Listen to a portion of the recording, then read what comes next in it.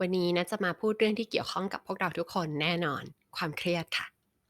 ไม่ว่าจะเป็นสุขภาพการงานความสัมพันธ์หรือกระทั่งแค่เราใช้ชีวิตประจำวันในแต่ละวันเนี่ยก็ดูเหมือนจะเป็นบ่อกเกิดให้เกิดความเครียดได้ทุกที่และทุกเวลาเลยนะคะว่าแต่จริงๆแล้วความเครียดคืออะไรแล้วเวลาที่เราเครียดมันเกิดอะไรขึ้นในร่างกายของเราบ้างวันนี้คุยกันเรื่องนี้ค่ะ ความเครียดคืออะไร จริงๆ แล้วความเครียดไม่ใช่อะไรเลยนะคะนอกจากปฏิกิริยาตอบสนองของร่างกายของเราเวลาที่มีภัยคุกคามเข้ามาหรือว่าเกิดอะไรสักอย่างขึ้นแล้วเจ้าสิ่งเนี้ยมันเรียกร้องให้เราจะต้อง take action อะไรสักอย่างเวลาที่มีความเปลี่ยนแปลงเกิดขึ้นแล้วเราจะต้องปรับตัวลงมือทำในสิ่งที่เราไม่เคยทำมาก่อนมันไม่แปลกเลยนะคะที่จะมีความเครียดเกิดขึ้นเพราะว่ามันเป็นปฏิกิริยาที่เกิดขึ้นตามธรรมชาติเป็นปฏิกิริยาที่เป็นอัตโนมัติ ร่างกายของมนุษย์นะคะเป็นสิ่งประดิษฐ์ที่มหัศจรรย์โดยธรรมชาตินะคะ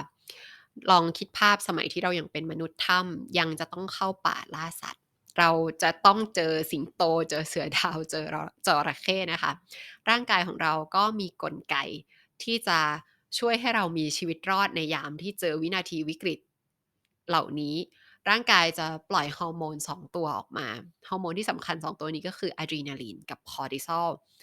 เป็น2ฮอร์โมนที่จำเป็นมากๆที่จะทำให้เรามีชีวิตรอดต่อไปให้ได้นะคะมันเกิดอะไรขึ้นใช่ไหมอะดรีนาลีนเนี่ยก็จะส่งให้หัวใจเต้นแรง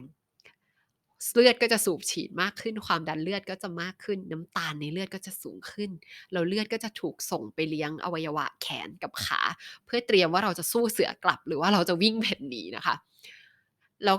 ฮอร์โมนอีกตัวที่สำคัญก็คือคอร์ติซอลฮอร์โมนตัวนี้มีการทำงานที่เก๋มาก ตอนนี้เราเราจะต้องเอาชีวิตให้รอดใช่ไหมดังนั้นคอร์ติซอลจะทำหน้าที่ปิดโหมดที่เรายังไม่ใช้มันยังไม่จำเป็นต่อการมีชีวิตรอดคอร์ติซอลจะทำการระงับ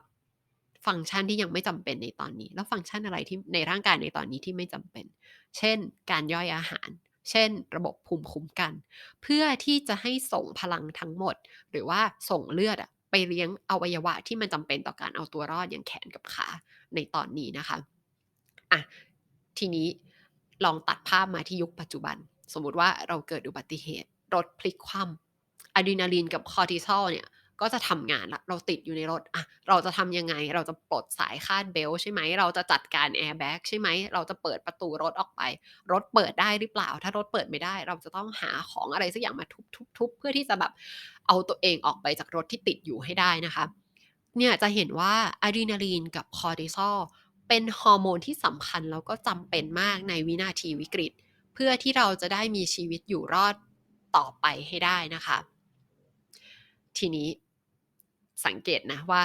อะดรีนาลีนกับคอร์ติซอลมีประโยชน์มากในวินาทีวิกฤตซึ่งมันควรจะเป็นช่วงเวลาสั้นๆแต่ทีนี้มันจะเกิดอะไรขึ้นล่ะ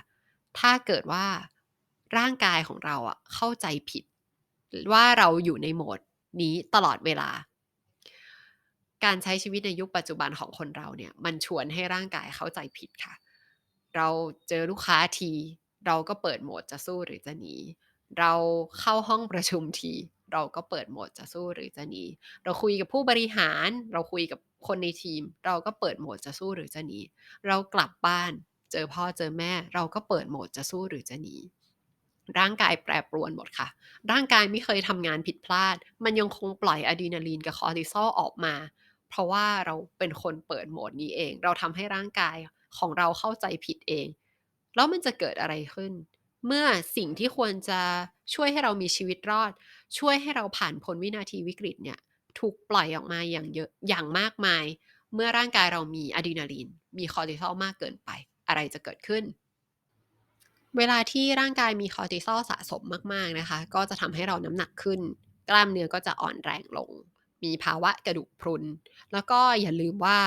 คอร์ติซอลอะมันไประงับการทำงานของระบบภายในร่างกายคุณจะเริ่มมีปัญหาด้านการย่อยคุณจะปวดท้องคุณจะอาหารไม่ย่อย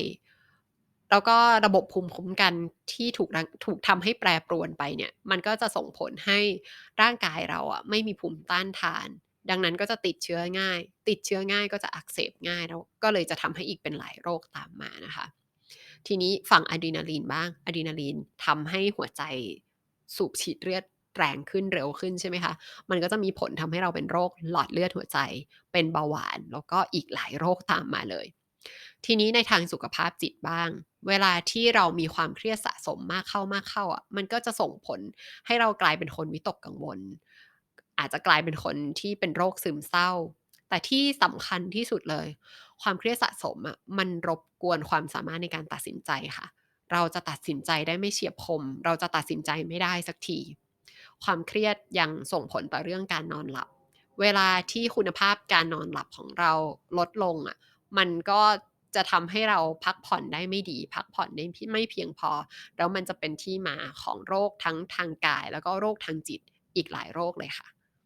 นี่ก็คือเหตุผลสำคัญว่าทำไมเราถึงจะต้องรู้วิธีจัดการความเครียดแล้วก็ทำให้ได้จริงในชีวิตประจำวันด้วยนะคะ เพราะว่าเมื่อเรารู้วิธีแล้วก็ทำได้จริงในชีวิตประจำวันแล้วเราก็จะมีไลฟ์สไตล์ที่ลดความเครียดไปได้โดยปริยายค่ะ วิธีลดความเครียดนะมีอยู่เยอะมากเลยนะคะตั้งแต่การออกกำลังกายไปจนถึงการเจริญสติตั้งแต่การจัดบ้านจัดออฟฟิศให้เป็นระเบียบเรียบร้อยไปจนถึงการจัดการเวลาจุดสำคัญอยู่ที่การลงมือทำค่ะลงมือทำไม่มีวิธีที่ดีที่สุดมีแค่วิธีที่เหมาะสมที่สุดสำหรับคุณเท่านั้นสอดแทรกกิจกรรมเหล่านี้เข้าไปในตารางเวลาของชีวิตของคุณแล้วลงมือทำให้สม่ำเสมอ ทำจนกิจกรรมเหล่านี้กลายมาเป็นส่วนหนึ่งของชีวิตประจำวันของคุณจำไว้นะคะว่าความเครียดเป็นเรื่องปกติของชีวิตค่ะแต่ความเครียดไม่จำเป็นจะต้องบงการชีวิตของเราค่ะเมื่อเราเข้าใจว่าความเครียดคืออะไรเรารู้วิธีจัดการมันเราก็จะสามารถเลือกที่จะใช้ชีวิตให้มันแฮปปีหรือว่าเฮลตีอย่างที่เราต้องการได้แล้วคุณล่ะคะมีวิธีการในการจัดการความเครียดของตัวเองยังไงกันบ้าง เขียนมาเล่าให้ฟังในคอมเมนต์ด้านล่างได้เลยนะคะ จะรอฟังอยู่ค่ะ ขอบคุณสำหรับการติดตามรับชม พบกันใหม่คลิปหน้า อย่าลืมว่าคนสร้างสรรค์ใช้ชีวิตสร้างสรรค์ค่ะ สวัสดีค่ะ